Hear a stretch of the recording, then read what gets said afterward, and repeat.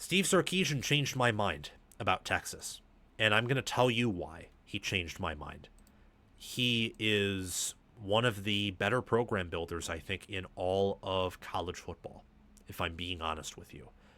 I love what he's done with Texas recruiting, with Texas developmentally, and I like what he has done even with the on-field results, winning the Big 12 in Texas' final year with the conference. First time they won the Big 12 since 2009, and also reaching the college football playoff semifinals in back-to-back seasons. So, what is there not to like about Texas? Especially entering this year when they have Arch Manning, when they have several really good players and a defense that many, I would say, are accurately assessing as probably the nation's best defense, at least entering the year, and should be number one for much of the season. Steve Sarkisian is one of the better CEOs in college football. He's one of the better head coaches in college football, consequentially, and he changed my mind about Texas.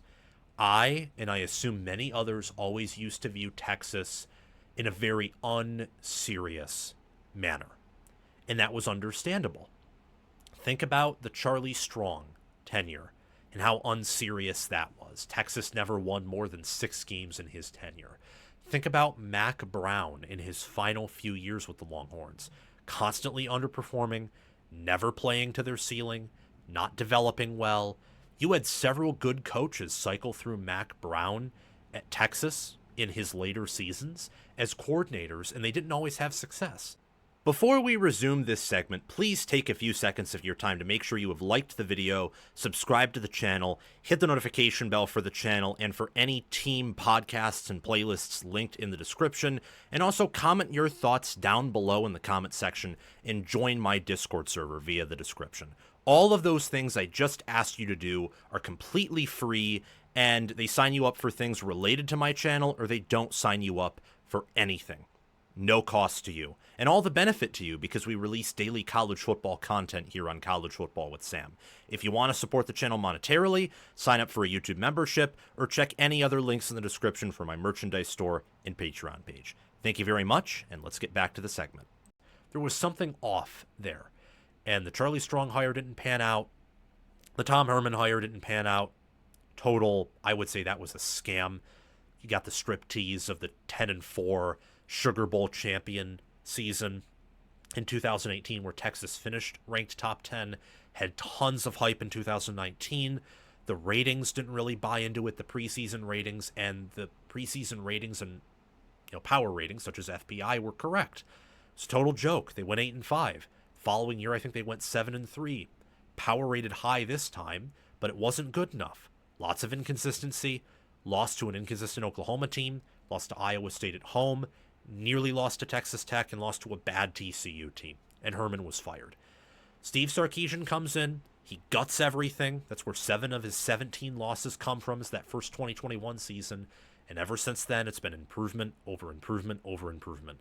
It's been a system of reloading, reloading, reloading, and nothing but that.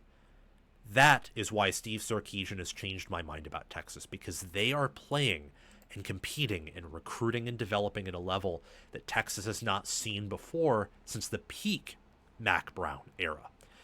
When you have a 38-17 overall record, and you take away year 1, which was a total rebuild and reset year, that's something that Dan Lanning and Ryan Day didn't really have to do because they didn't inherit broken programs. Cristobal built up a good culture and good base at Oregon. Urban Meyer built up an elite base and culture at Ohio State. Day and Lanning have both improved off of those, but they started off, with something to really build off of. Sark had to gut the house. There was not much good being done. Herman was kind of an elitist, honestly, as a head coach. Very arrogant, thought that he could do things his way, and I think kind of thought that he was going to come into Texas and just be the big guy and bring Texas back and be the savior of Texas football. That clip of him mocking Drew Lock in, what was it? I forget what bowl game it was, but Texas played Missouri in a postseason bowl game where he was mocking Drew Lock after he threw an interception. That kind of came across as kind of his character embodied, Tom Herman's character. Steve Sarkisian isn't that way. Sarkisian is a Saban disciple, a man who comes across to me as pretty humble, who also is very serious and wants to get done what he thinks can be done at Texas. I see it in his demeanor. I see it in how he approaches schematics. He's very careful, very tactical. He is much like Dan Lanning, Ryan Day, some of these younger up-and-coming coaches. The difference is Steve Sarkisian has already had a round of coaching. Washington, USC, we all know how USC ended up, but he's rebounded from that. Having a 33-10 record ever since that year one has been nothing short of phenomenal. And in 2022, you saw flashes of what they could be. And in 2023 and last season in 2024, you saw this team as a possible national champion, not necessarily the favorite, although for parts of 2024 you saw that, but you saw the potential that they could actually win it all, and that they were definitely one of the best, if not the best team in the conference they resided in. Sark is 1-8 versus FPI top 10 teams. Not a very good record. It's actually a similar record to James Franklin at Penn State. And he has a 2-2 record in the college football playoff, 2 wins being against Arizona State and Clemson, which honestly, against those teams, I think Texas, final score-wise, kind of underperformed against. However, the recruiting has never been better. The development's never been better. They're the only program to put back-to-back double-digit NFL draft picks in 2025 draft and the 2024 draft. They're the only team to have back-to-back semifinal appearances. They're preseason number 1 in the AP coaches poll for the first time in school history. Texas's achievements include an SEC championship game appearance in year 1, a Big 12 title, and 2 college football playoff wins under Sark. And going from 8-5, 12-2, 13-3, they could be a 15-1, 14-2 team in 2025. Part of me would almost say 16-0, and there's probably a world where that happens, but it's very, very unlikely. But the fact they're even in that conversation is crazy. The progress that Texas has made under Sark tells me that this is a serious program, that Texas is back, that to underestimate them or to question whether or not they are an elite in college football is crazy. They don't have the accolades of an elite program yet, but it's clear that barring a disaster, an absolute disaster, so a scandal and the staff is to be gutted, or resources dry up for probably some type of natural disaster relating to oil, or the football team plane with all the players and coaches in it crashes and there's death, which would be horrible.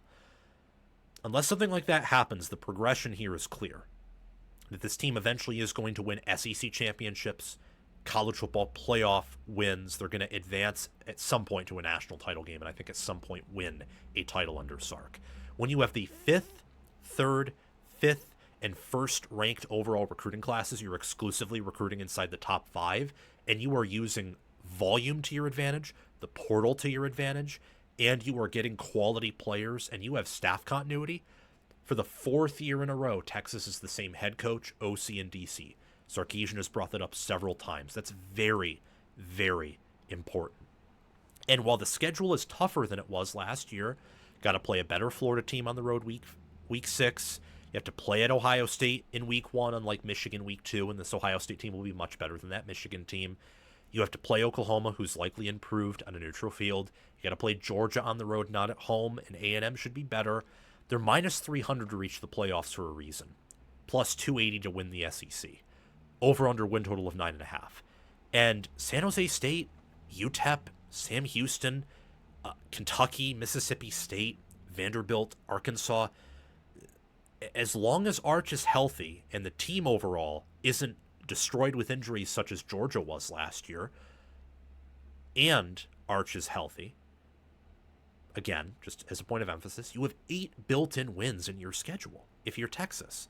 And you're not going 0-4 against A&M, Georgia, Oklahoma, Florida, and Ohio State. So you have 7 built-in wins in your schedule. My apologies. But there's a strong likelihood, too, that one of Florida, Oklahoma, and A&M is probably a guaranteed win. We just don't know which of that is yet. This team's most likely reaching the playoffs. And they're as close to a lock as you can get with the schedule that they have. And that's just this season. think about the class they just brought in, and think about the fact that Colin Simmons' edge will be the number one edge in his NFL draft class, the 2027 one. And also think about how Arch Manning, who could be the number one quarterback of this year's draft class, and also the 2027 class, Manning has said that he will probably be returning for 2027. At least that's what his relatives have said. But I imagine he at some point will come out and say something similar. Texas will return their best players entering the 2026 season.